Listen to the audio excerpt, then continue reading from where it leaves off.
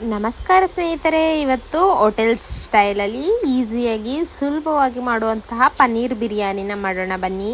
ಈ ರೆಸಿಪಿ ಮಾಡಲಿಕ್ಕೆ ಮೊದಲಿಗೆ ಬೇಕಾಗುವಂಥ ಪದಾರ್ಥಗಳು: ಒಂದು 2 ಮೀಡಿಯಂ ಸೈಜ್ ಆಗೋಷ್ಟು ಈರುಳ್ಳಿ, 2 ಟೊಮೆಟೊ, ಸ್ವಲ್ಪ ಕೊತ್ತಂಬರಿ ಸೊಪ್ಪು, ಸ್ವಲ್ಪ ಕರಿಬೇವಿನ ಸೊಪ್ಪನ್ನು ಸಣ್ಣದಾಗಿ ಕಟ್ ಮಾಡ್ಕೊಂಡು ಎತ್ತಿಟ್ಕೊಂಡಿದ್ದೀನಿ. ನಂತರ ಸ್ವಲ್ಪ ಕೊತ್ತಂಬರಿ ಸೊಪ್ಪು, 1 ಗೆಡ್ಡೆ ಬೆಳ್ಳುಳ್ಳಿ, 1 ಇಂಚು ಶುಂಠಿ, 8 ರಿಂದ 10 ಮೆಣಸಿನಕಾಯಿನ ಸಹ ಕಟ್ ಮಾಡ್ಕೊಂಡು ಎತ್ತಿಟ್ಕೊಂಡಿದ್ದೀನಿ. ನಂತರ ಈ ಪದಾರ್ಥಗಳನ್ನೆಲ್ಲ ಮೊದಲಿಗೆ ಮಿಕ್ಸರ್ ಜಾರ್ಗೆ ಆ್ಯಡ್ ಮಾಡ್ಕೊಳ್ಳೋಣ.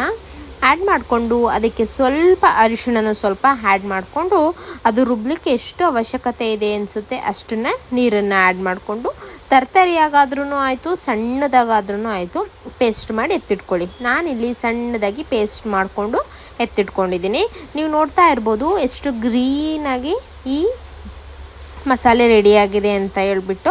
ನಂತರ ಇದು ಎಲ್ಲ ಪದಾರ್ಥಗಳನ್ನೂ ಒಂದು ಹತ್ರ ಇಟ್ಕೊಳ್ಳೋಣ ಬನ್ನಿ. ಒಂದು 1/4 kg ಆಗೋಷ್ಟು ಪನ್ನೀರ್ನ ಸಹ ನಾನು ತೊಗೊಂಡಿದ್ದೀನಿ. ಸ್ವಲ್ಪ ನೆನೆಸಿರೋಂತಹ ಬಟಾಣಿ ಕಾಳು, ನೀವು ಹಸಿ ಬಟಾಣಿನೂ ಸಹ ಯೂಸ್ ಮಾಡ್ಕೋಬೋದು. ಮತ್ತು ಕಟ್ ಮಾಡಿ ಇಟ್ಕೊಂಡಿರುವಂತಹ ಎಲ್ಲ ಪದಾರ್ಥಗಳು, ಇದ್ರ ಜೊತೆ ಸ್ವಲ್ಪ ಸ್ಪೈಸಸ್ಸು, ಜೀರಿಗೆ, ಚಕ್ಕೆ, ಲವಂಗ, ಮೆಣಸು ಮತ್ತು ಪಲಾವ್ ಎಲೆನ ಹಾಕೋಬಿಟ್ಟು ಒಂದು ಬೌಲಲ್ಲಿ ಎತ್ತಿಟ್ಕೊಂಡಿದ್ದೀನಿ. ನಂತರ ಒಂದು ಕುಕ್ಕರ್ಗೆ 2 ಟೇಬಲ್ ಸ್ಪೂನ್ ಆಗೋಷ್ಟು ಎಣ್ಣೆ, 1 ಟೇಬಲ್ ಸ್ಪೂನ್ ಆಗೋಷ್ಟು ತುಪ್ಪನ ಹಾಕ್ಬಿಟ್ಟು ಅದನ್ನು ಚೆನ್ನಾಗಿ ಕಾಯಿಸ್ಕೊಳ್ಳಿ. ಕಡಿಮೆ ಉರಿಯಲ್ಲಿ ಕಾಯಿಸ್ಕೊಳ್ಳಿ. ನಂತರ ಇಟ್ಕೊಂಡಿರೋಂಥ ಸ್ಪೈಸಸ್ಗಳನ್ನ ಹಾಕ್ಕೊಳ್ಳಿ. ಅದಕ್ಕೆ ಕಟ್ ಮಾಡಿರುವಂತಹ ಈರುಳ್ಳಿ, ಮೆಣಸಿನಕಾಯಿ, ಕರಿಬೇವಿನ ಸೊಪ್ಪು ಇಷ್ಟನ್ನು ಸಹ ಅದಕ್ಕೆ ಆ್ಯಡ್ ಮಾಡಿಕೊಂಡು ಅದನ್ನು ಗೋಲ್ಡನ್ ಬ್ರೌನ್ ಕಲರ್ ಬರೋವರೆಗೆ ಬೇಯಿಸ್ಕೊಳ್ತಾ ಬನ್ನಿ. ಸಣ್ಣ ಉರಿಲೇ ಇಟ್ಕೊಂಡು ಬೇಯಿಸ್ಕೊಳ್ಳಿ.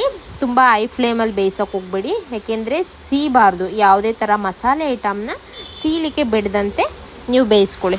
ನಂತರ ಆಲ್ಮೋಸ್ಟು ಗೋಲ್ಡನ್ ಬ್ರೌನ್ ಕಲರ್ ಬಂದಿದೆ ಅಂದಾಗ ನೆನೆಸಿರುವಂತಹ ಬಟಾಣಿ ಕಾಳನ್ನ ಅದರೊಳಗಡೆ ಆ್ಯಡ್ ಮಾಡಿಕೊಂಡು ಅದನ್ನು ಸಹ ಒಂದು 5 ಮಿನಿಟ್ಸ್ಗಳ ಕಾಲ ಚೆನ್ನಾಗಿ ಎಣ್ಣೆಯೊಟ್ಟಿಗೆ ಬಾಡಿಸ್ಕೊಳ್ಳಿ.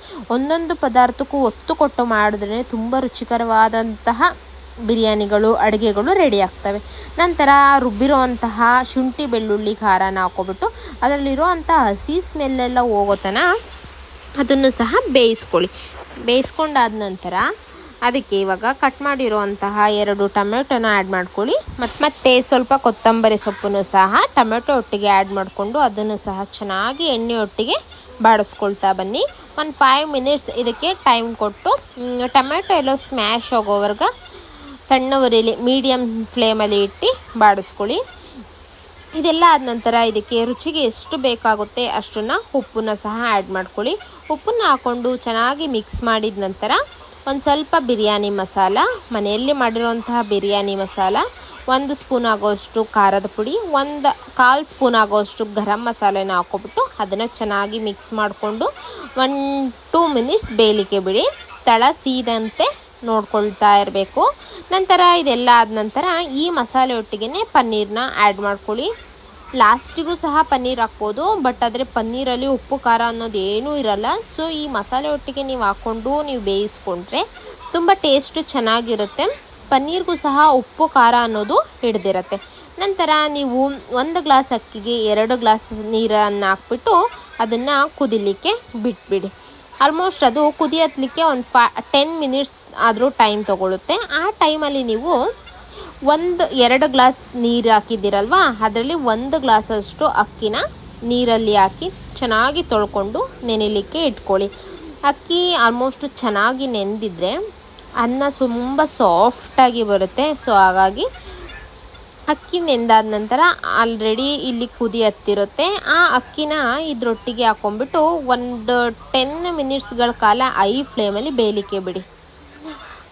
10 ಮಿನಿಟ್ಸ್ ಆದ ನಂತರ 10 ನಿಮಿಷ ಕಡಿಮೆ ಫ್ಲೇಮಲ್ಲಿ ಬೇಯಲಿಕ್ಕೆ ಬಿಡಿ.